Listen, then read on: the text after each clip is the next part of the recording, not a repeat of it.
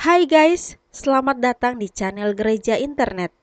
Jangan lupa klik tombol subscribe dan nyalakan lonceng pemberitahuan supaya kamu bisa mendapatkan pengajaran setiap minggunya tentang kebenaran yang alkitabiah. Klik subscribe itu nggak bayar guys, tapi dengan klik subscribe kalian baru saja mendukung Gereja Internet supaya terus dapat berkembang di dunia YouTube.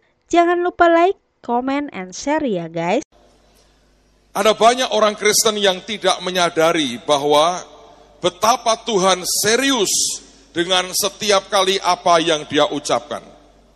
Ada banyak orang Kristen yang karena mungkin kebiasaan dan hidup jadi orang Kristen sudah puluhan tahun, kita bahkan tidak menyadari setiap apa yang Tuhan katakan itu sesuatu yang sangat serius sekali. Beberapa hari yang lalu seorang teman memberitahu saya, dan dia dibuat tercengang dengan apa yang dia pelajari. Dia mengatakan gini kepada saya, Pak, saya menjumpai sebuah berita, sebuah info yang menarik sekali. Dan infonya mengatakan, di tahun 2009 yang lalu, untuk pertama kali, negara Israel menemukan cadangan minyak dan gas bumi terbesar di dunia. Dan katanya cadangan itu bisa mensuplai kebutuhan lebih dari 30 negara besar di dunia selama 100 tahun dan tidak akan habis. Mereka berkata ini sebuah cadangan minyak yang lebih besar dari apa yang dunia sekarang miliki. Dan kemudian dia berkata yang ajaib, ternyata itu ditemukan lewat perjuangan seorang anak Tuhan. Lalu saya coba cari saudara akan informasi itu. Saya menemukan sebuah artikel yang ajaib sekali. Lagi-lagi membuktikan bahwa Tuhan itu sangat serius dengan apa yang Dia katakan. Ajaibnya dan kabar baiknya adalah, walaupun sudah Dia ucapkan ribuan tahun yang lalu, Tuhan tidak pernah lupa dengan apa yang Dia ucapkan. Kenapa kita perlu menghormati firman Tuhan? Karena sekalipun Dia pernah mengucapkan itu ribuan tahun yang lalu, sampai hari ini tidak ada satu titik pun yang Dia lupakan, semua akan tergenapi. Nah, ketika saya baca artikel itu menarik sekali. Tahun 1983 ada seorang anak Tuhan yang lahir baru. Dan orang Kristen ini bernama John Brown. Dia orang yang tinggal di daerah Texas. Suatu hari dia ikut kebaktian dan ada seorang penginjil yang berkhotbah. Di dalam khotbahnya dia berkata, saya percaya Tuhan pasti punya persediaan minyak buat umat pilihannya. Nah, di tahun-tahun itu, kalau orang bicara tentang kemungkinan Israel punya ladang minyak sendiri, semua ahli geologi mentertawakan. Karena mereka sudah mencarinya puluhan tahun. Dan mereka mengatakan ini tanah paling tidak ada minyaknya. Negara yang lain tetangganya begitu kaya dengan minyak, hanya Israel yang orang berkata tidak ada hasil minyak apapun.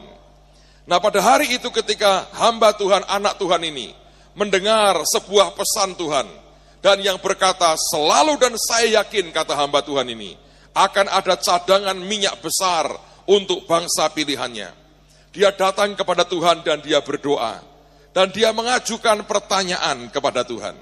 Dia berkata, Tuhan, benarkah yang dikatakan hambamu itu, bahwa memang ada minyak di tanah perjanjian? Ajaibnya dalam kesaksiannya itu, Tuhan berkata, ya, memang ada cadangan minyak buat umatku. Lalu kemudian dia bertanya, bolehkah aku berangkat ke sana, supaya aku bisa menemukan itu? Hatiku mencintai umat pilihanmu. Bisakah aku menemukan dan bolehkah aku berangkat? Dan Tuhan berkata, berangkat nak. Pada waktu itu juga dia berangkat. Dan dia mencoba mencari. Maka orang-orang pintar di dunia mentertawakan dia. Mereka berkata, dengan dasar apa kamu berkata bahwa ada minyak di Israel? Pada waktu itu dia berkata, dari dasar perkataan Tuhan. Dia membacakan akan sebuah pernyataan dari Yakub ketika dia memberkati anak-anaknya. Di rumah tolong Anda baca sendiri. Pada waktu Yakub memberkati Asher, maka Yakub mengatakan, maka kaki Asher itu akan dicelupkan pada minyak. Dan dia berkata, kalau Yakub ribuan tahun lalu sudah bernubuat bahwa suku Asher akan punya minyak, sampai dikatakan kakinya akan dicelupkan pada minyak. Dia berkata perkataan Tuhan tidak pernah gagal. Firman Tuhan ya dan amin. Apapun yang dia katakan, sekalipun sudah ribuan tahun yang lalu, pasti akan Tuhan genapi. Saudara sekalian, yang ajaib adalah kira-kira 2 tahun lalu, akhirnya mereka menemukan akan sebuah ladang minyak dan gas bumi yang terbesar di dunia. Dan kalau Anda melihat akan petanya, itu ditemukan di lepas pantai kota Haifa. Dan kalau Anda lihat perbatasan negara, tepat di perbatasan dengan lautnya Libanon. Anehnya katanya, di bagian Libanon tidak ada apa-apa, semua terkonsentrasi di lepas pantai Haifa. Lalu ketika orang melihat akan peta Israel yang modern, mereka cocokkan dengan peta yang lama, tempat di mana suku-suku itu mendapat jatah tanah Kanaan. Kota Haifa termasuk salah satu daerah yang ternyata diberikan kepada suku Asher. Berarti apa yang ribuan tahun yang lalu Yakub bernubuat, hari ini digenapi Tuhan. Tuhan yang kita sembah tidak pernah melupakan apa yang pernah dia katakan. Yesus yang mengasihi kita tidak pernah lupa akan janjinya. 1 titik pun dia tidak akan melupakan. Karena itu saya berkata, betapa pentingnya setiap orang percaya mencintai firman Tuhan. Jangan pernah berkata, ini sebuah kitab kuno yang tidak ada artinya. Sebab di dalamnya ada setiap kata yang keluar dari hati dan mulut Tuhan sendiri. Buat saya berkata Tuhan, kalau yang dari zaman Yakub butuh waktu ribuan tahun sekalipun, dan engkau Tuhan yang tidak pernah lupa dengan apa yang engkau katakan, maka saya percaya semua janji Tuhan dalam kehidupan kita, buat bangsa kita, buat kota kita, akan jadi kenyataan. Tuhan tidak akan pernah ingkar janji. Dengan dasar itulah, saya mengajak Anda, mari kita melihat Injil Lukas pasal yang ke-10. Di sini ada satu hal yang serius sekali. Ingat tadi saya berkata, tidak ada yang dia lupakan. Apa yang Tuhan perkatakan akan terjadi. Lukas pasal yang ke-10. Ada hal yang serius dengan beberapa kota pada waktu itu. Dan kita akan lihat pada ayat yang ke-13 sampai dengan ayat yang ke-16. Lukas pasal yang ke-10 ayat 13, 14, 15 dan 16. Judulnya Yesus mengecam beberapa kota. Celakalah engkau Korazim. Lalu kemudian dia berkata, celakalah engkau Betsaida. Karena jika di Tirus dan di Sidon terjadi mujizat-mujizat yang telah terjadi di tengah-tengah kamu, sudah lama mereka bertobat dan bergabung. Akan tetapi pada waktu penghakiman, tanggungan Tirus dan Sidon akan lebih ringan daripada tanggunganmu. Dan engkau Kapernaum, apakah engkau akan dinaikkan sampai ke langit? Tidak, engkau akan diturunkan sampai ke dunia orang mati. Barang siapa mendengarkan kamu, ia mendengarkan aku, dia bicara kepada para muridnya. Dan barang siapa menolak kamu, ia akan menolak aku. Dan barang siapa menolak aku, ia menolak dia yang mengutus aku. Saudara sekalian, kelihatannya memang Alkitab tidak menjelaskan mengapa Tuhan berkata, celakalah kamu Korazim, celakalah kamu Betsaida, celakalah kamu Kapernaum. Dia berkata, dia seperti menyesali akan kota-kota ini. Dan satu hari saya baca sebuah artikel menarik sekali. Seorang hamba Tuhan ketika dia mempelajari, dia berkata, kalau hari ini kita ke Israel, maka 3 kota ini sudah tidak ada lagi. Mereka ini kota-kota yang terletak di sekitar Danau Galilea. Dan sejak Tuhan menyesali akan kota itu, oleh karena apa yang dia kerjakan tidak sebanding dengan reaksi mereka, Maka akibatnya setiap kota yang disesali Tuhan, kota itu tiba-tiba hilang. Anda masih bisa tur ke sebuah kota tempat yang namanya Kapernaum atau Kefarnahum. Kalau Anda di sana, engkau hanya bertemu bukan dengan sebuah kota, tapi hanya reruntuhan, hanya puing-puing. Saya masih ingat itu. Masih ada puing-puing sinagog. Katanya ada bekas rumahnya Petrus, katanya. Dan di sana hanya ada tumpukan batu demi batu dan tidak lagi ditinggali. Maka kota-kota yang disesali Tuhan ini, kemudian sekian waktu kemudian, kehidupannya makin meredup dan akhirnya mati. Dan tidak ada orang yang mau tinggal di sana lagi. Mengapa sampai mereka disesali Tuhan begitu luar biasa? Tadi saya berkata, oleh karena dia sudah mengerjakan begitu banyak hal yang besar di kota itu, tetapi orang-orang di kota itu reaksinya tidak sebanding dengan apa yang Tuhan berikan. Semakin Tuhan melawat sebuah kota, semakin Tuhan memberkati kota kita, reaksi kita di hadapan Tuhan sangat menentukan sekali. Kalau kita hidup acuh tak acuh, tidak peduli dengan apa yang dia kerjakan, satu kali dia akan menyesali kota kita. Dan kalau sampai disesali oleh Tuhan, apa yang terjadi? Kota itu akan seperti ditinggalkan dan tidak ada kehidupan lagi di dalamnya. Hari ini kita mau berdoa, menjadikan kota ini sebagai kota yang layak. Layak untuk mendapatkan kegerakan Tuhan yang besar. Layak supaya terjadi tuaian jiwa-jiwa yang dahsyat. Layak supaya terjadi pembalikan keadaan. Layak supaya seluruh kota diselamatkan. Layak supaya Yesus memerintah sebagai raja di atas kota ini. Nah sekarang perhatikan, saya ingin memberi sebuah contoh. Apa yang membuat Betsaida termasuk kota yang disesali Tuhan? Ada sebuah cerita menarik dari Injil yang saya ingin ceritakan kepada saudara. Mari kita lihat Markus pasal yang ke-8. Markus pasal yang ke-8, ayat 22 sampai ke-26. Markus pasal yang ke-8, ayat 22 sampai dengan ayat yang ke-26. Judulnya, Yesus menyembuhkan seorang buta di Betsaida. Kita akan lihat kota ini sebagai contoh. Reaksi kota inilah yang satu hari kemudian disesali Tuhan. Dan hari ini kota itu tidak ada lagi. Ayat 22 dari Markus pasal yang ke-8. Kemudian tibalah Yesus dan murid-muridnya di Betsaida. Di situ orang membawa kepada Yesus seorang buta dan memohon kepadanya supaya ia menjamah dia. Kelihatannya ayat ini tidak ada yang aneh. Saya tunjukkan nanti ini sebetulnya pangkal persoalannya. Ayat berikutnya. Yesus memegang tangan orang buta itu, perhatikan, aneh sekali. Saya ulang ya. Yesus memegang tangan orang buta itu dan membawa dia keluar kampung. Jadi kalau Anda membaca, Anda mesti membayangkan mereka di tengah-tengah kampung atau kota namanya Betsaida.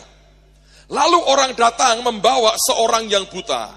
Dan mereka berkata, Tuhan, tolong jamah orang ini.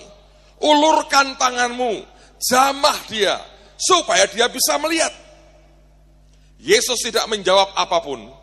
Dia memegang tangan orang buta itu, menuntunnya dan membawanya keluar dari Betsaida.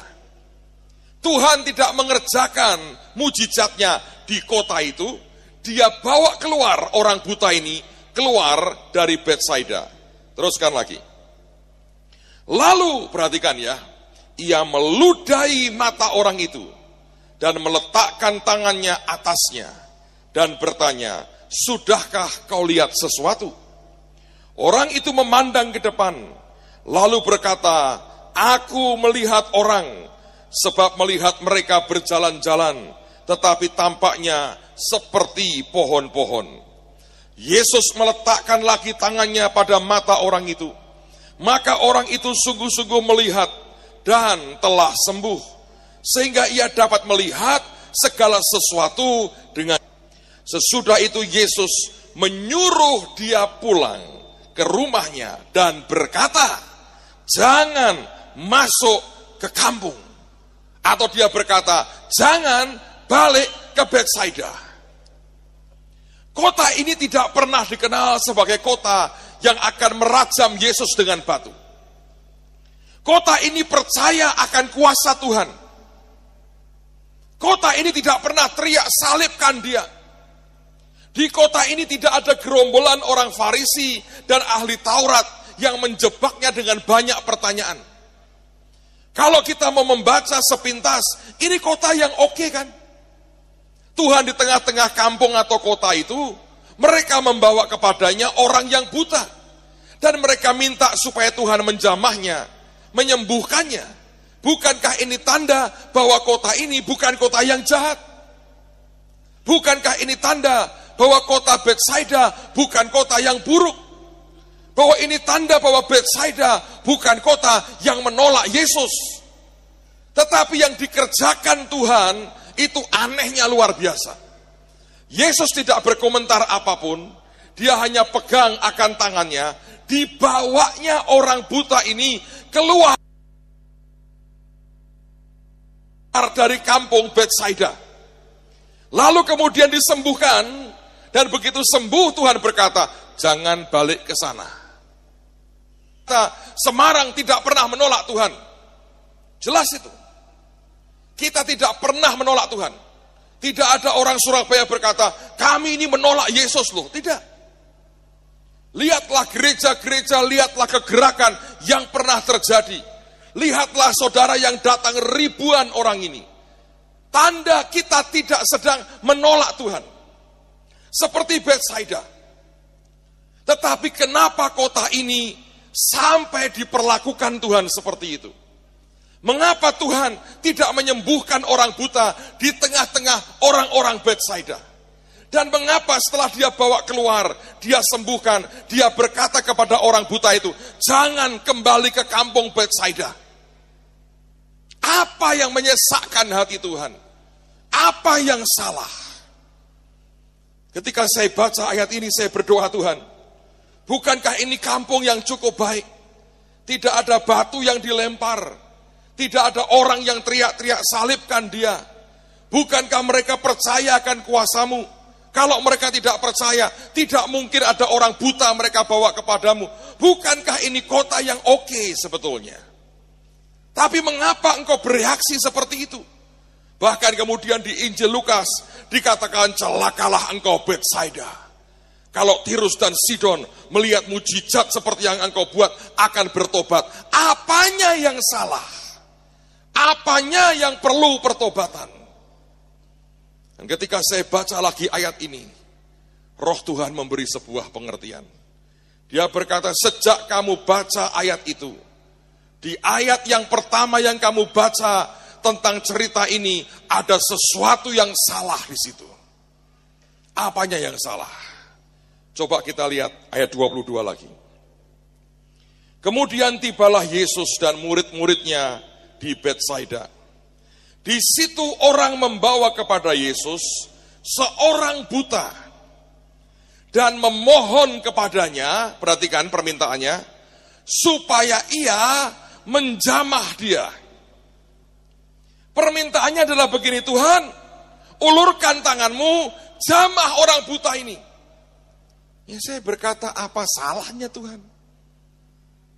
Dia berkata, kalau kamu kenal aku lebih lagi, kamu tahu itu sebuah hal yang tidak boleh mereka katakan. Sikap hati yang itu yang salah. Dan tiba-tiba saya sadar, saudara. Saudara tahu di mana salahnya? Pada waktu mereka berkata dan memohon kepadanya, perhatikan permintaannya, supaya ia menjamah dia. Permintaannya adalah begini, Tuhan, ulurkan tanganmu, jamah orang buta ini. Ya, saya berkata, apa salahnya Tuhan?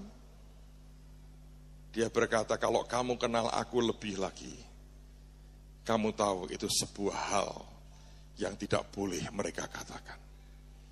Sikap hati yang itu yang salah. Dan tiba-tiba saya sadar, saudara. Saudara tahu di mana salahnya? Pada waktu mereka berkata, ulurkan tanganmu atau jamah dia. Sebetulnya itu ngatur Tuhan tidak, saudara? Hah? Ngatur nggak? Yordan atau dimanapun, kan terserah dia caranya.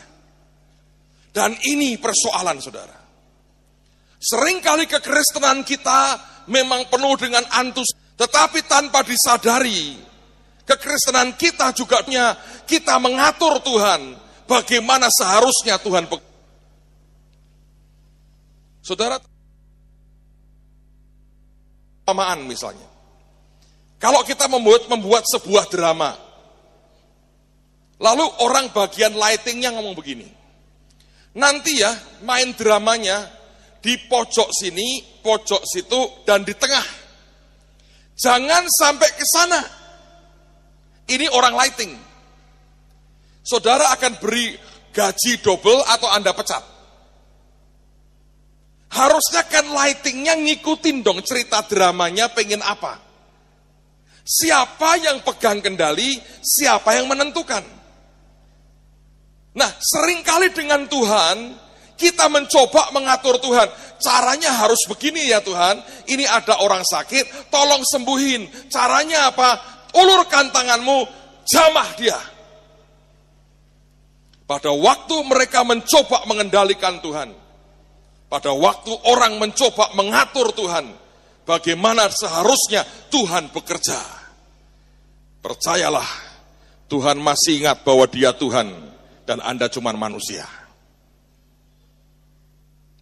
Karena kemudian kalau Anda membaca, hari itu Tuhan disuruh oleh Bapaknya melakukan penyembuhan dengan cara yang orang Betsaida tidak bisa mengerti. Apa yang dibuat, saudara? Dia pegang tangannya orang buta ini, dibawanya keluar dari kampung. Yang pertama dibuat apa? Diludahi. Saya percaya ya, kalau itu dibuat di kampung Betsaida, dia akan dirajam batu. Sebab kalau Anda membaca perjanjian lama, orang yang diludahi, itu orang dinajiskan dengan ludah itu. Anda boleh baca ketika Miriam kena kusta, Harun berkata dia seperti anak yang diludahi ayahnya. Dia najis 7 hari. Hari itu roh Tuhan yang menguasai Yesus berkata, Yesus ludahi dia. Sementara orang Betsaida berkata, ulurkan tanganmu. Dia harus ikut siapa? Percayalah, Yesus sebagai manusia waktu itu, dia adalah orang yang dipimpin dan dikuasai oleh roh Tuhan. Dia tidak akan ikuti kemauan manusia, dia ikuti kemauan Roh Kudusnya. Tapi oleh karena dia tahu bahwa kota itu tidak akan pernah bisa menerima kalau Roh Kudus bekerja dengan cara berbeda, dia berkata, aku pergi. Dia bawa orang ini, dia bawa keluar, dan dia ludahi. Kemudian dia pegang, masih samar-samar Tuhan. Orang kok seperti pohon. Ini orang sesat, setan pasti. Setelah itu nggak bisa lihat lagi, cuma samar-samar. Mereka berkata, terbukti kan setan toh? Menentang apa yang Tuhan mau. Karena kita cenderung membatasi Tuhan dengan pengertian kita. Seperti orang Betsaida berkata, kalau mau nyembuhin boleh, tapi caranya tumpangi tangan. Jangan lebih dari itu aja saya mau. Saya mau bertanya, siapa Tuhannya? Dan itu yang sebetulnya membatasi pekerjaan mujizat Tuhan di dalam kehidupan kita. Karena selalu kita mengkotak Tuhan sesuai dengan persepsi manusia kita, sesuai dengan pengertian kita, dan tidak pernah kita membiarkan roh Tuhan sebetulnya kerja dengan kreativitasnya. Akibatnya hidup kita, pelayanan kita tidak pernah ada perubahan, saudara. Tidak pernah terjadi metamorfosis dalam kehidupan kita. Karena kita berpikir tentang sesuatu yang berhubungan dengan masa lalu. Dengan apa yang kita kenal selama ini. Ketika Tuhan bergerak dengan sebuah movement yang baru, kegerakan yang baru. Kita nggak bisa ngerti. Dan selalu kita berkata, kalau bukan seperti caraku, bukan dari Tuhan. Dan di situ Tuhan dengan halus akan berkata, oke, aku tidak akan korbankan si buta ini. Oleh karena engkau, dia pegang tangannya, ayo keluar. Yang menarik tidak ada cerita, maka orang Betsaida juga ikut keluar bersama Yesus. Enggak tuh. Ini tipe orang yang nyaman di kotaknya sendiri. Begitu Tuhan membawa orang buta itu keluar, logikanya kalau kita, kan kita berkata gini, ikut yuk lihat apa yang terjadi. Minimal dia tanya, Tuhan kau mau kemana? Tidak ada loh. Dibiarkan. Dan Tuhan kerja sendiri di luar dengan orang buta ini, dan yang dia buat pertama dia meludahi matanya, akhirnya dia sembuhkan. Begitu sembuh Tuhan berkata, jangan balik ke kampung itu. Saudara tahu kenapa? Menurut saya, kalau dia balik akan diinterview. Lu melihat ya, ini berapa? 2, salah, ini peace katanya. Wah, ini belum sembuh betul. Kalau ini 1 salah, ini Tuhan katanya. Lalu dia tanya lagi, gimana cara nyembuhkannya? Aku diludahi setan. Ayo buta lagi, buta lagi. Jangan kamu terima kesembuhan dari setan. Lalu dibutakan lagi 2 matanya. Orang berbuat seperti itu. Kita ini dengan segala kesempitan cara berpikir kita, mencoba membatasi Tuhan. Dan berkata, hanya dengan cara ini Tuhan, engkau akan kerja. Hanya dengan model seperti ini, engkau suatu. Di luar itu tidak bisa.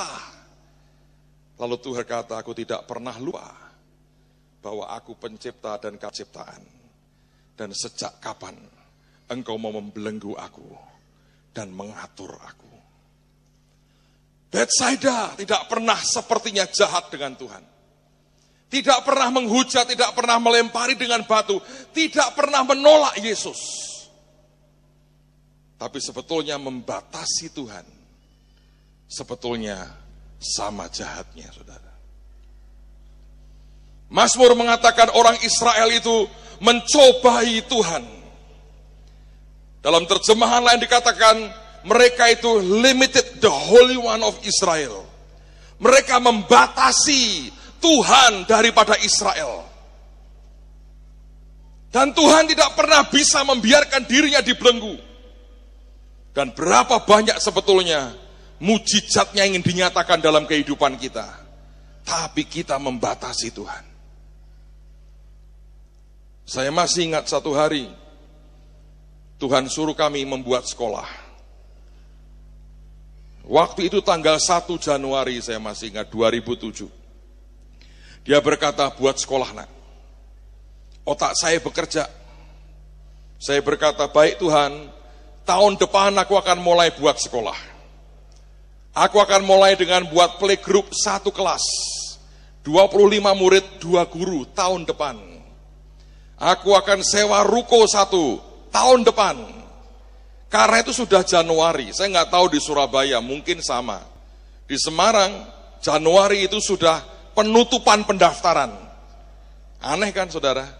Nanti baru mulai pelajaran pertengahan Juli, Januari sudah tutup semua. Sekolah favorit sudah tutup semua. Karena sudah dari Desember mereka terima pendaftaran.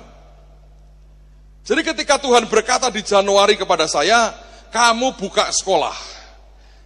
Otak saya berkata, dan itu tanpa sadar loh, sebetulnya membatasi Tuhan. Saya berkata, baik Tuhan. Saya tidak berkata tidak. Saya bilang, oke, baik Tuhan. Tahun depan saya buka sekolah. Dan saya berpikir, buka sekolah hal yang serius. Tidak bisa main-main. Maka saya harus mulai dengan yang paling bawah, step by step, tiap tahun akan naik, tiap tahun akan naik, tiap tahun akan naik. Pada waktu itu Tuhan berkata, siapa yang suruh tahun depan? Ya saya berkata logika, saya berkata begitu dong Tuhan. Ini sudah penutupan pendaftaran. Tidak ada orang akan cari sekolah tuh nggak ada. Sudah selesai masanya. Nggak mungkin tahun ini. Karena itu artinya kami hanya punya waktu 6 bulan. Nah 6 bulan Gedung tidak ada, murid tidak ada, guru tidak ada, kurikulum nggak ada, izinnya nggak ada. Dan Tuhan berkata, tidak. Aku mau kamu buat sekolah. Dan itu harus tahun ini. Dan Tuhan berkata begini, mulai dengan playgroup, TKA, TKB, kelas 1, 2, 3, 4, SMP 1, SMA 1. Dari TK sampai SMA. Saya bilang, ya nggak mungkin Tuhan, masuk akal. Dan Tuhan berkata, sejak aku selalu bisa masuk akalmu. Oh ya, nggak pernah. Sama. Sejak kapan kalau aku merintah, itu selalu membuat engkau berkata, ya masuk akal. Sejak kapan? Belum pernah. Tidak akan pernah. Dengan sukacita saya berkata, yes, kita akan buat sekolah. Saudara, visi itu saja mendatangkan ania cukup hebat dalam diri saya, saudara. Karena justru teman-teman saya berkata begini, lu pendeta sudah gila katanya. Sekarang ini belum ada apa-apa, 6 bulan lagi mau buka sekolah. Siapa yang suruh? Tuhan. Tuhan yang mana? Yesus lah. Kok gak ngomong sama saya? Saya berkata, ya gak masuk akal. Memang saya ngerti. Tapi saya mau buat. Lah kamu gila toh? Mungkin gak percaya silahkan coba. 6 bulan buka sekolah. Nah akhirnya saya berkata, Tuhan, engkau harus bela aku dan tolong aku. Itu saya saudara, omongan orang mengerikan sekali. Dia berkata, mungkin pemerintah ngasih izin sekolah kayak begini. Tuhan berkata, buat. Akhirnya kami maju. Belum ada apa-apa, 6 bulan lagi mau buka sekolah. Siapa yang suruh? Tuhan. Tuhan yang mana? Yesus lah. Kok gak ngomong sama saya? Saya berkata, ya gak masuk akal. Memang saya ngerti. Tapi saya mau buat. Lah kamu gila toh? Mungkin gak percaya silahkan coba. 6 bulan buka sekolah. Nah akhirnya saya berkata, Tuhan, engkau harus bela aku dan tolong aku. Itu saya saudara, omongan orang mengerikan sekali. Dia berkata, mungkin pemerintah ngasih izin sekolah kayak begini. Tuhan berkata, buat. Akhirnya kami maju. Kamu punya murid berapa? Belum tahu, Pak. Guru punya nggak punya. Lah izin, nah ini mau minta. Ya itu edan namanya. Lalu kemudian, tapi dia ngomong begini. Ya tapi kalau syaratmu komplit semua, oke lah. Lalu kemudian kita berkata, ya udah, beri kami waktu. Dia berkata, sebulan kamu siapkan semua. Sebulan. Nah saya bisa kapan terima pendaftaran? Belum diberikan, tidak boleh terima pendaftaran. Karena itu ilegal. Tapi sebulan itu saya melihat Tuhan itu aneh. Saya dibantu teman-teman dari Mahanaim untuk kurikulumnya. Lalu kemudian saya ngomong dengan jemaat. Siapa guru di sini? Angkat tangan. Keluargamu membutuhkan. Saya bilang kalau kamu dengar panggilan Tuhan, daftar sekolah baru. Jadi kami harus keluar, tidak harus. Kalau Tuhan suruh. Ternyata cabut semua saudara. Datang berbondong-bondong dan kita berkata, kamu harus dites lagi. Akhirnya mau ngurus izin kan, semua harus dilengkapi, administrasinya dilengkapi semua. Yayasan di waktu itu belum ada yayasannya. Dia tanya diknasnya, kamu sudah punya yayasannya? Belum Pak, ini dan ini yang begini. Tapi menurut saya kalau Anda tidak cukup gini, sayangnya orang Kristen terlalu waras. Sehingga tidak pernah bisa ngikuti. Saudara, apa yang terjadi pada waktu itu, tiba-tiba ada satu pengusaha. Lagi kesel sama pemerintah kota, dia punya bis itu 4, seperti bis kota tapi kecil. Dia pokoknya mau bertekad minggu depan bis saya hilang dari jalan-jalan. Biarin pemerintah biar tahu rasa. Gua ditekan terus, dia marah sekali. Dia dengar kita mau buat sekolah, dia datang ke saya. Bapak kan perlu bis sekolah. Perlu, saya bilang. Saya punya 4 Pak, mau beli nggak? Nggak bisa, nggak ada duit saya. Bayarnya terserah, itu merek bis saya di stiker langsung. Bapak boleh bayar, bebas lah pokoknya. Yang penting itu harus lenyap dari kota Semarang bis itu. Saya bilang, wah ini bagus sekali Pak. Lenyap toh, lenyap. Saya bilang, lenyapkan mereknya. Buat stiker yang gede. Bis sekolah, TK, SD, SMP, SMA. Saya berkata, beri nama Terang Bangsa. Disingkat cuma 2 kemungkinannya, tebang atau terbang. Kejahatan tebang dan bawa anak-anak terbang naik. Nah, emang gitu aja saudara. Ya, saya bilang, kasih dan siap. Siapa suruh sebulan?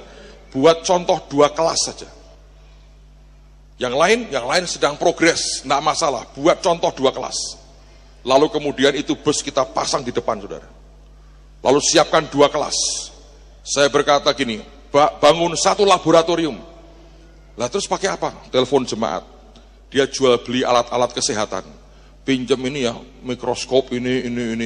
Untuk apa Pak? Pajangan sebentar, saya tak kembaliin nanti.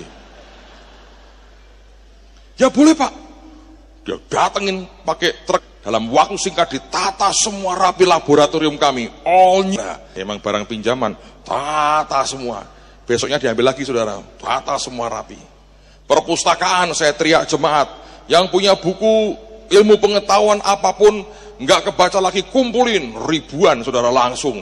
Buat perpustakaan mendadak. Hari hanya datanglah orang-orang dari Diknas saudara. Dengan wajah pesimis berkata, ini orang-orang edan ini. Ini Februari baru minta ijazah, kaget. Bisnya 4. Dia nggak tahu Tuhan itu, saudara. Bisnya 4. Di sekolah lain cuma 1. Itu pun sudah hancur. Nggak ada bis sekolah. Mendadak 4 bisnya. Dia bilang, ini yayasan serius sekali. Dalam hati, iya ini harus lenyap dari Semarang ini. Kalau Tuhan mau itu semua diatur. Yang penting jangan ngatur Tuhan, saudara. Tuhan yang mesti ngatur kita. Mohon diingat, kita cuma ciptaan. Anda boleh punya pengalaman puluhan tahun, ratusan tahun di gereja. Tidak ada artinya itu. Tuhanmu kekal. Dan dia yang berdaulat. Dia masuk, dia ninjau. Wah, kelasnya 2 bagus ya. Pasangin AC. Lihat laboratoriumnya. Wah, ini hebat. Semua baru ya? Baru Pak. Lihat bagian komputer. Semua komputernya baru. Pinjam juga saudara. Kan jemaat banyak yang jual komputer. Pinjam dong, pinjam 30. Wah semua baru Pak. Wah ini serius sekali. Iya, makanya kita minta Bapak tolonglah berikan izinnya. Lalu mereka ngobrol formalitas saudara. Sudah lihat kayak begitu lemes, dia berkata, sekolah yang lama aja nggak punya kayak begini. Lalu dia berkata begini, oke lah.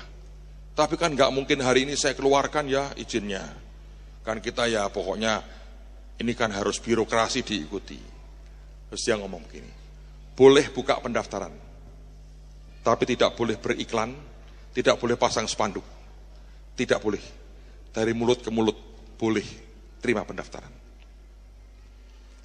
Saya mau bersaksi kepada saudara, dalam waktu 4 bulan sisa, semua ruang kelas siap. Lab itu akhirnya memang kita beli dan kita punya. Komputer juga kita punya sangat banyak akhirnya.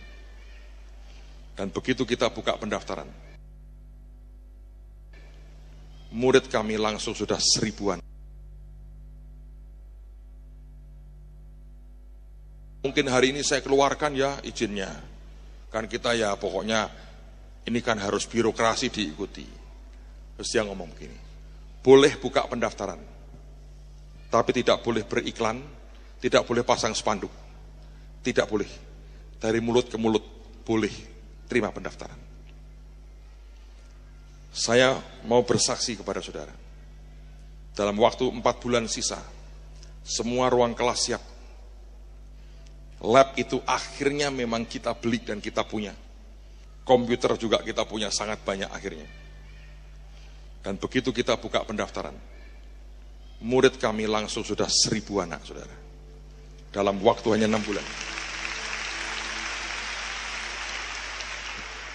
Dari 3000 itu yang dapat beasiswa, 72%. Anda pikir itu hidup tidak? Sekolah begitu. Saya berkata buat saudara, itu hidup karena anugerah Tuhan. Kami lagi bangun, sudah selesai satu building pertama, 8 lantai pertama. Kami lagi selesaikan 8 lantai yang kedua, bantu doa supaya cepat selesai. Saya berdoa lebih banyak lagi orang kita beli dan kita punya. Komputer juga kita punya sangat banyak akhirnya. Dan begitu kita buka pendaftaran, murid kami langsung sudah 1000 anak, saudara. Dalam waktu hanya 6 bulan. Dari 3.000 itu yang dapat beasiswa, 72%. Anda pikir itu hidup tidak? Sekolah begitu. Saya berkata buat saudara, itu hidup karena anugerah Tuhan. Kami lagi bangun, sudah selesai satu building pertama, 8 lantai pertama. Kami lagi selesaikan 8 lantai yang kedua, bantu doa supaya cepat selesai. Saya berdoa lebih banyak lagi orang administrasinya. Dia berkata, murid kami sekian Bu, Ibu boleh lihat. Yang terima beasiswa sekian banyak.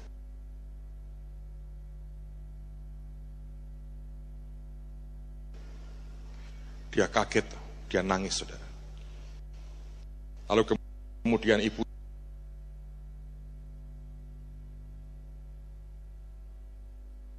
6 bulan.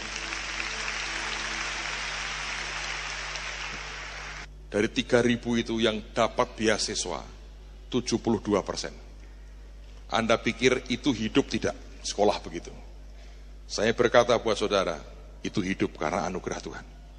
Kami lagi bangun, sudah selesai satu building pertama, 8 lantai pertama. Kami lagi selesaikan 8 lantai yang kedua, bantu doa supaya cepat selesai. Saya berdoa lebih banyak lagi orang administrasinya. Dia berkata, murid kami sekian Bu, Ibu boleh lihat. Yang terima beasiswa sekian banyak. Dia kaget, dia nangis, saudara. Lalu kemudian ibu ini tidak ngomong apa.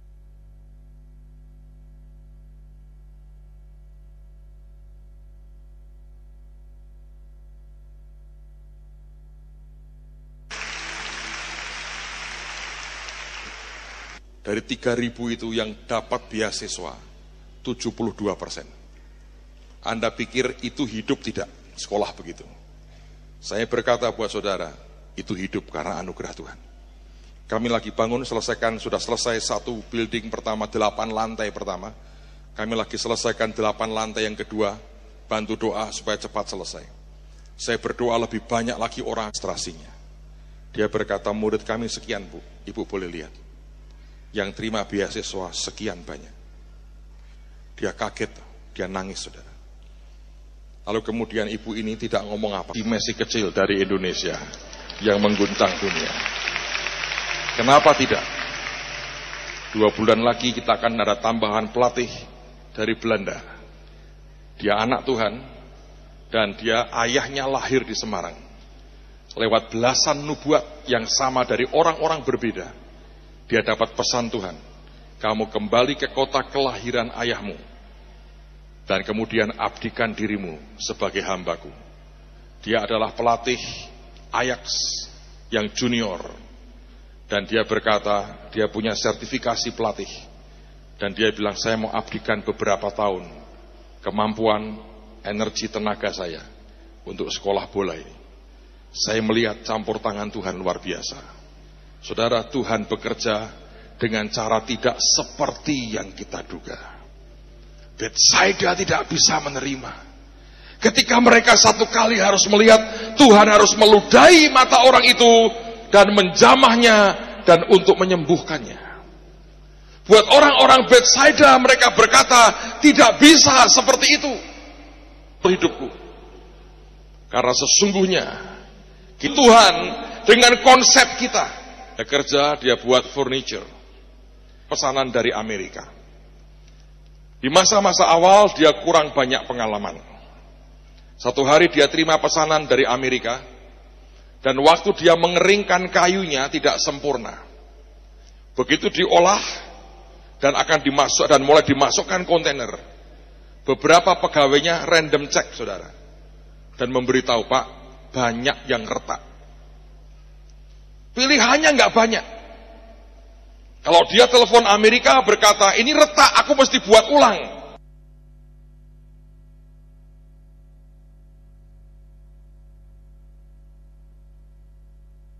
Dia kena klaim. Karena batas waktunya ditetet, dia mesti bayar. Tapi kalau dia dan dia bilang, saya mau abdikan beberapa tahun kemampuan, energi, tenaga saya untuk sekolah bola ini. Saya melihat campur tangan Tuhan luar biasa. Saudara, Tuhan bekerja dengan cara tidak seperti yang kita duga. Betsaida tidak bisa menerima. Ketika mereka satu kali harus melihat, Tuhan harus meludahi mata orang itu dan menjamahnya dan untuk menyembuhkannya. Buat orang-orang Betsaida, mereka berkata, tidak bisa seperti itu hidupku. Karena sesungguhnya Tuhan dengan konsep kita, dia kerja, dia buat furniture, pesanan dari Amerika. Di masa-masa awal dia kurang banyak pengalaman. Satu hari dia terima pesanan dari Amerika, dan waktu dia mengeringkan kayunya tidak sempurna. Begitu diolah dan akan dimasuk dan mulai dimasukkan kontainer, beberapa pegawainya random check, saudara, dan memberitahu, Pak, banyak yang retak. Pilihannya nggak banyak. Kalau dia telepon Amerika berkata, ini retak, aku mesti buat ulang, dia kena klaim. Karena batas waktunya ditetet, dia mesti bayar. Tapi kalau dia nekat kirim ke Amerika, sampai di sana pecah dan retak, kena klaim juga, barangnya dibuang, dia mesti bayar. Kalau Anda punya pilihan seperti itu, apa yang Anda lakukan? Karena keterbatasan manusia kita terlalu besar. Dan teman saya ini berdoa. Ketika dia berdoa, dia dapat ayat ini. Orang buta diludahi matanya. Dia ngomong sama istrinya, aku berdoa kok dapat ayat ini. Lah maumu apa? Kita ludahi saja. Barang ekspor diludahi, saudara.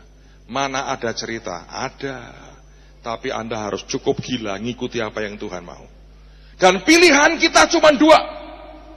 Engkau mencoba mengontrol Tuhan dengan caramu dan membuat engkau tidak punya jalan keluar, atau engkau biarkan Tuhan mengendalikanmu dan engkau melihat pintu-pintu terbuka buat hidupmu. Dan hari itu dia suruh pegawainya semua pergi. Dia bilang semua pergi ya, nyingkir. Masuk ke kontainer dia sama istrinya. Dia bilang, Tuhan, aku mau mencoba menuruti apa yang kau katakan. Dan noleh kanan, noleh kiri, gak ada orang. Karena stres ini. Dan hari itu apa yang dia dai? Furniture-nya. Jadi dia ekspor furniture dan ludahnya dia. Sambil ketawa berkata, kalau minyak urapan masih masuk akal, ludah loh. Anda ngerti apa yang terjadi? Ditutup, dia bilang, kirim ke Amerika. Sekian minggu itu dia menanti dengan sangat cemas. Sampai harinya dia mengerti kalau kontainer itu sudah sampai. Dia ditelepon oleh mitranya di Amerika, dicek sekarang, dia tegangnya luar biasa. Dan hari itu, dia terima telepon lagi. Buyernya berkata, sudah penutupnya, sempurna pekerjaanmu. Tidak ada yang retak, semua sempurna. Dia tertawa berkata, ludah kita diurapi. Saya tidak berkata begini, terus kalau ada anakmu nakal, sini nak, tak ludahi supaya kamu baik. Jangan loh saudara ya, itu semua ngikuti apa yang Tuhan perintahkan.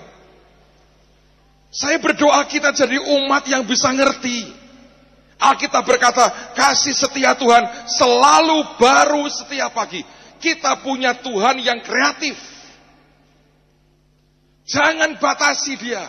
Ini mari belajar. Ada banyak hal baru lewat kehidupan saudara. Coba lihat kitab Nabi Yesaya.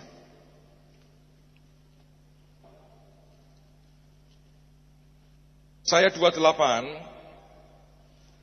ayat yang ke-21 dan ayat yang ke-22. Yesaya 28 ayat 21 dan 22. Sebab Tuhan akan bangkit seperti di gunung Perasim. Ia akan mengamuk seperti di lembah dekat Gibeon. Siapa yang ingin melihat Tuhan bangkit untuk saudara? Angkat tanganmu. Semua kita menghendaki. Dan untuk mengerjakan pekerjaannya, pekerjaan yang bagaimana?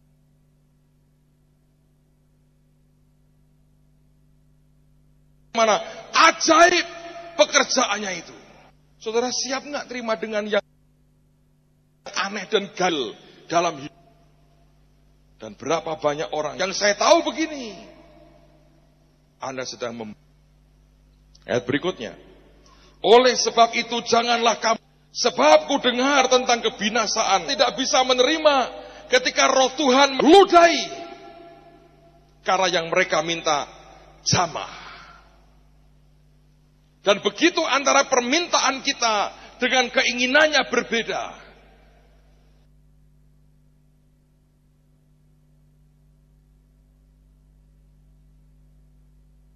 Itu saat yang paling berbahaya. Kalau kita sudah ngotot dengan apa yang kita yakini benar, dan tanpa sadar kita sedang membatasi Tuhan, maka apa yang terjadi? Dia akan undur dari kita. Dia keluar dari Betsaida. Dia bereskan orang itu. Dan tidak lama kemudian, dia menyesali Betsaida. Hari ini kalau Anda ke Israel, sudah tidak ada lagi Betsaida. Diperkirakan di situ pernah ada kota Betsaida.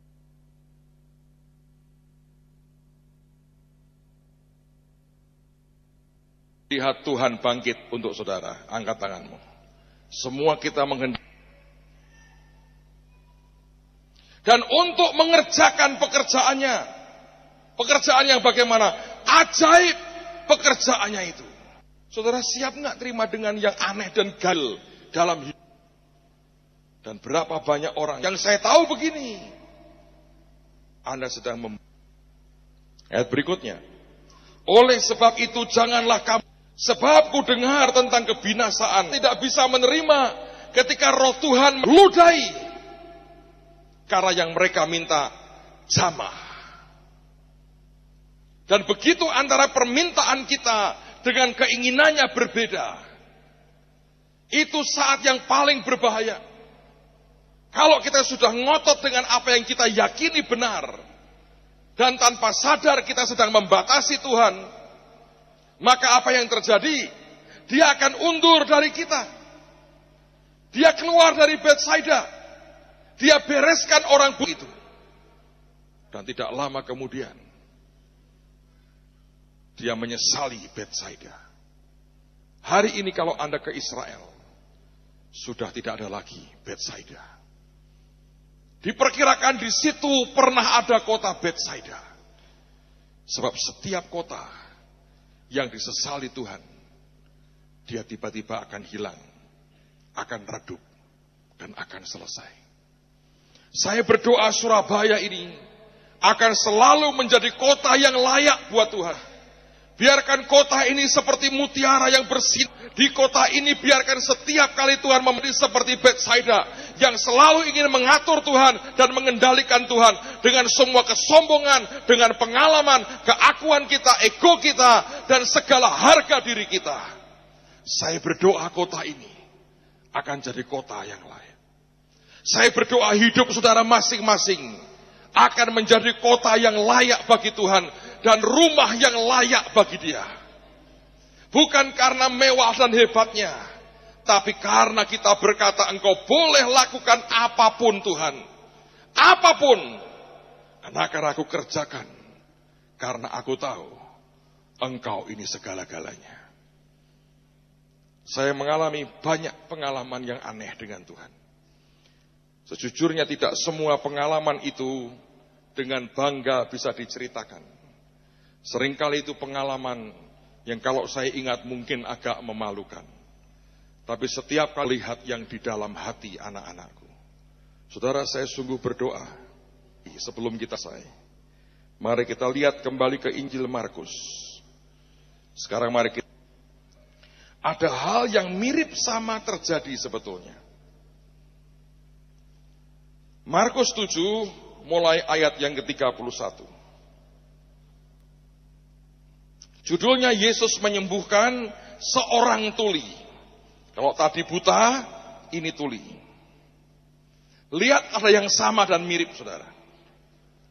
Dengan melalui Sidon pergi ke di tengah-tengah daerah Dekapolis. Orang membawa kepadanya seorang yang tuli dan yang gagap dan memohon kepadanya supaya ia meletakkan tangannya atas orang itu. Lihat ya, sapi ngatur. Mereka berkata, Tuhan, letakkan tangan. Ayat 33, perhatikan ini. Dan sesudah Yesus memisahkan dia dari orang banyak. Dipisahkan. Dikatakan, sehingga mereka sendirian. Sama toh dengan Betsaida. Yang ini mereka berkata, letakkan tanganmu Tuhan. Yang Betsaida, jamah dia Tuhan. Nah Tuhan didorong melakukan yang berbeda. Alkitab mengatakan sehingga mereka sendirian. Ia memasukkan jarinya ke telinga orang itu. Kalau masih memasukkan jarinya di telinga masih oke. Tapi Tuhan punya kegemaran aneh rupanya. Lalu ia meludah. Coba ya, bayangin. Meludahnya kemana kira-kira? Gitu? Saya pikir tidak. Karena setelah meludah, Alkitab berkata, lalu ia meludah. Tema khotbah malam ini, ludah, saudara. Dan meraba lidah orang itu. Itu menjijikkan. Kira-kira begini.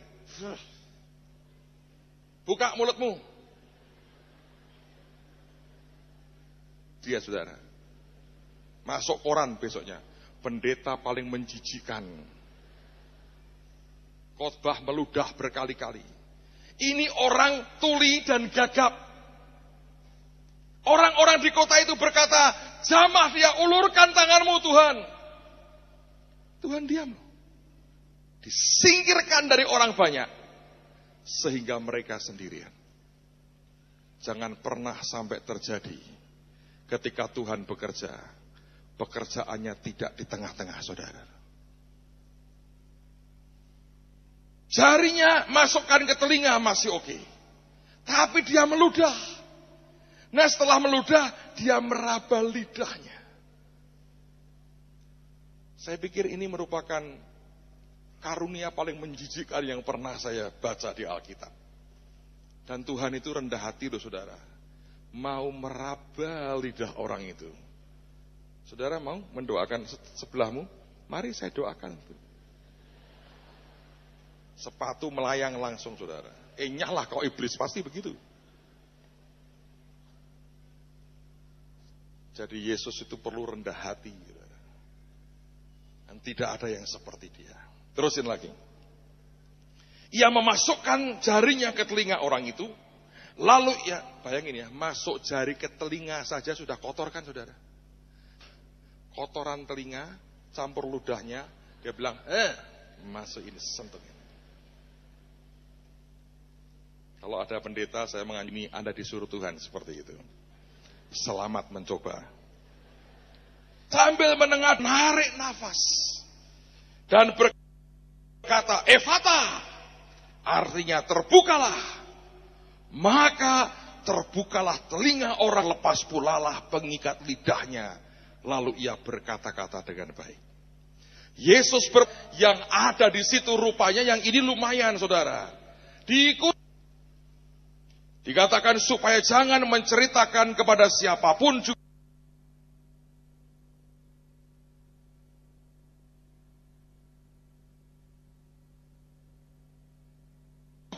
Tetapi ini manusia, semakin dilarangnya mereka, makin luas mereka memberitakannya.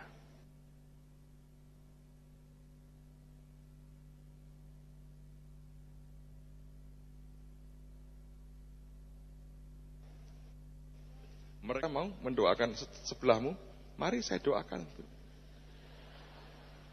Sepatu melayang langsung, saudara. Nyalah kau iblis, pasti begitu. Jadi Yesus itu perlu rendah hati. Saudara. Dan tidak ada yang seperti dia. Terusin lagi. Ia memasukkan jarinya ke telinga orang itu. Lalu ya, bayangin ya, masuk jari ke telinga saja sudah kotor kan, saudara? Kotoran telinga, campur ludahnya. Dia bilang, masuk ini, sentuh ini. Kalau ada pendeta, saya menganjurkan Anda disuruh Tuhan seperti itu. Selamat mencoba. Sambil menarik nafas. Dan berkata, Efata. Artinya terbukalah. Maka terbukalah telinga orang, lepas pulalah pengikat lidahnya. Lalu ia berkata-kata dengan baik. Yesus yang ada di situ rupanya yang ini lumayan, saudara. Dikatakan supaya jangan menceritakan kepada siapapun juga, tetapi ini manusia. Semakin dilarangnya mereka, makin luas mereka memberitakannya. Mereka takjub dan tercengang dan berkata, ia menjadikan segala-galanya baik. Yang tuli dijadikannya mendengar, yang bisu dijadikannya berkata-kata, yang buta mendengar, yang tuli melihat, alias tidak sembuh, saudara. Ada satu om tua, sebetulnya dia itu tidak lumpuh.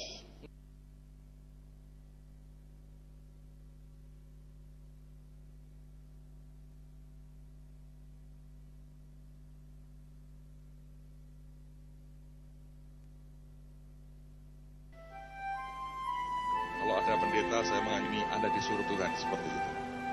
Selamat mencoba. Sambil menarik nafas. Dan berkata, Efata. Artinya terbukalah. Maka terbukalah telinga orang, lepas pulalah pengikat lidahnya. Lalu ia berkata-kata dengan baik. Yesus yang ada di situ rupanya yang ini lumayan, saudara. Dikatakan supaya jangan menceritakan kepada siapapun juga, tetapi ini manusia. Semakin dilarangnya mereka, makin luas mereka memberitakannya. Mereka takjub dan tercengang dan berkata, ia menjadikan segala-galanya baik. Yang tuli dijadikannya mendengar, yang bisu dijadikannya berkata-kata, yang buta mendengar, yang tuli melihat, alias tidak sembuh, saudara. Ada satu om tua, sebetulnya dia itu tidak lumpuh lama. Ujungnya saya ketinggalan pesawat, saudara. Karena hari itu saya mau pulang Semarang, malah tertinggal pesawat saya. Tapi ini yang terjadi, dia berkata gini dengan saya. Aku 2 bulan lagi diundang untuk KKR di Malaysia, di kota Kinabalu. Dan dia berkata, aku tidak bisa, karena aku harus di Amerika. Aku akan minta kamu menggantikan aku khotbah KKR di kota Kinabalu. Itu ribuan, dia berkata. Sedang ada lawatan Tuhan di sana. Lalu saya juga dengan polos berkata, apa mereka mau terima saya? Yeremia kok nggak bisa gantiin saya? Dia berkata, memang tidak mau. Tapi saya paksa mereka terima kamu. Waduh, saya nggak enak hati, saudara, sebetulnya. Walaupun saya berkata ini kesempatan saya berkembang, dan beliau berikan saya kesempatan. Dia berkata, tunggu ya, saya telepon Malaysia sekarang. Di depan saya dia telepon, saudara. Dan saya tahu dari nada pembicaraannya, mereka tidak mau. Saya dengar 2 statement yang akhirnya memaksa mereka menerima saya. Yang pertama dia berkata, Agung khotbahnya jelek. Jangan panggil Yeremia. Wih, saya kaget, saudara. Seperti orang jamin dengan hidupnya. Kamu nolak saya. Maka jangan pernah undang saya lagi datang di kotamu. Dan itu membuat mereka menyerah. Daripada kehilangan kesempatan bergaul dengan Yeremia, mereka sebagai orang yang diterima dengan terpaksa sekali. Tapi anugerah Tuhan. Roh Tuhan kerja dengan luar biasa. Dan sejak itu selama bertahun-tahun kemudian, tiap tahun saya diundang kembali ke kota itu. Dan oleh karena pengalaman itulah, sampai hari ini Tuhan bawa saya ke 40 negara lebih untuk memberitakan Injil Tuhan kepada bangsa-bangsa. Ada orang yang pernah hidup di kota ini, yang mengulurkan tangannya dan taruh saya di tempat di mana destiny saya ada. Orang kedua adalah Pak Pendeta Timotius Arifin. Kalau Anda masih ingat Surabaya Presenter, di zaman itu juga banyak full gospel di mana. Saya khotbah di tempat dia, di rumah beliau, di kemah pujian, saya masih ingat. Orang berkata kepada saya, Pak Arifin yang mengatakan kepada kami, selalu enariku katanya begitu. Dan saya dipanggil banyak orang, saya muter seluruh Indonesia. Seseorang dipakai Tuhan, mengulurkan tangan, menempatkan saya pada destiny saya. Orang ketiga, yang kemarin saya kunjungi beliau di rumahnya adalah Pak Alex Abraham.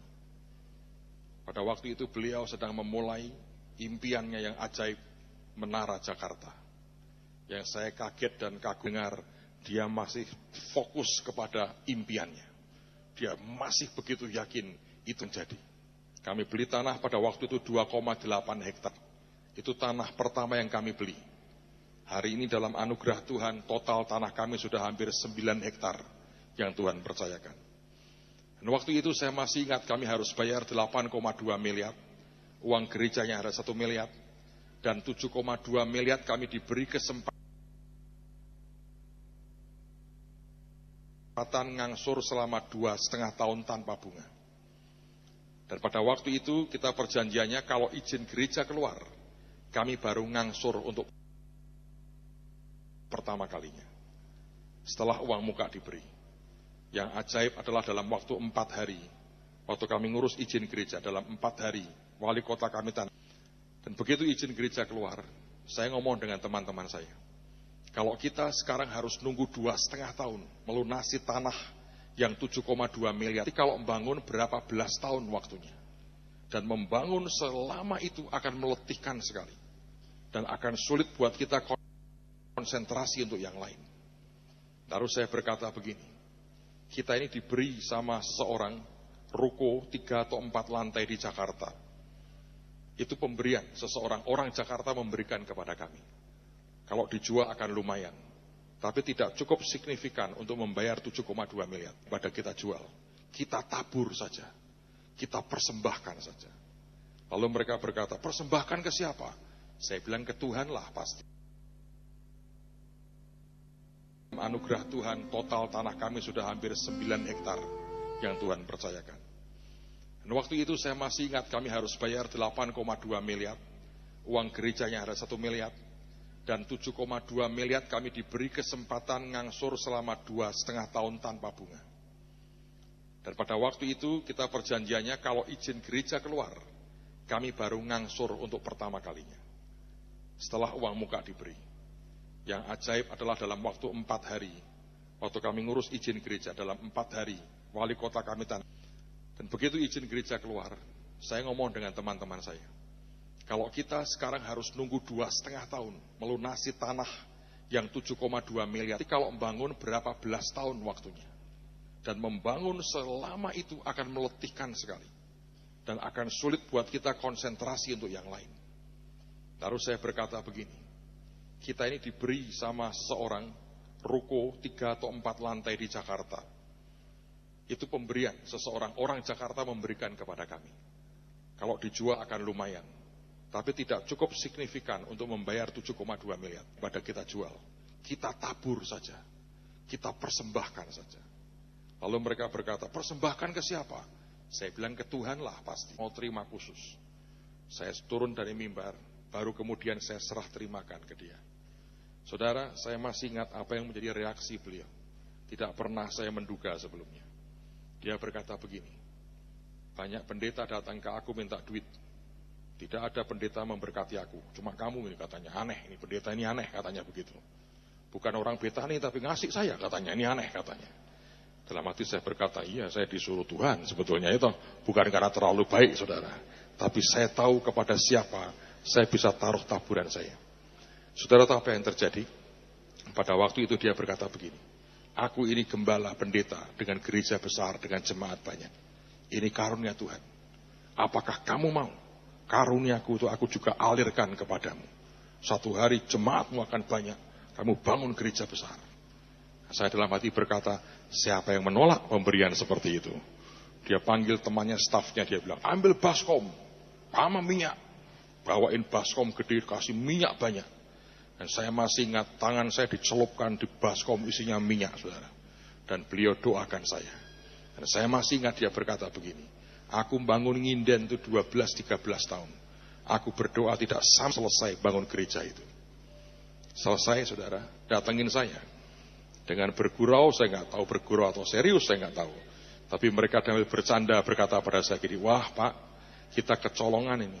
Ada Yakub di hak kita katanya. Maksudnya Yakub siapa? Inilah Yakub, saya berkata, ya berkata gitu. Lah kok bisa? Saya ini ngabdi belasan tahun, tangan dicelupin minyak kagak pernah. Bapak datang bawa sertifikat, membawa persembahan, langsung didoakan, tangan dicelup dengan minyak. Amin, amin, amin, amin, amin. Dia ketawa, kita kehilangan ini. Jangan jadi Esau. Saya berkata, enggak, kita berdamai Pak, kita berdamai katanya. Tapi saya bersaksi kepada saudara, dalam waktu tidak sampai 4 tahun. Sebelum itu ya, begitu selesai saya memberi, tanah itu kami lunasi, bukan 2,5 tahun. Hanya dalam waktu 9 bulan, tanah itu terbayar lunas, saudara. Utang selesai dalam 9 bulan. Dan kami bangun gereja Holy Stadium dengan 12.000 tempat duduk itu. Dalam waktu kurang dari 4 tahun, seperti yang dia katakan. Dalam waktu kurang dari 4 tahun, kami selesai. Tidak ada utang sama sekali. Tuhan memberkati dengan ajaib.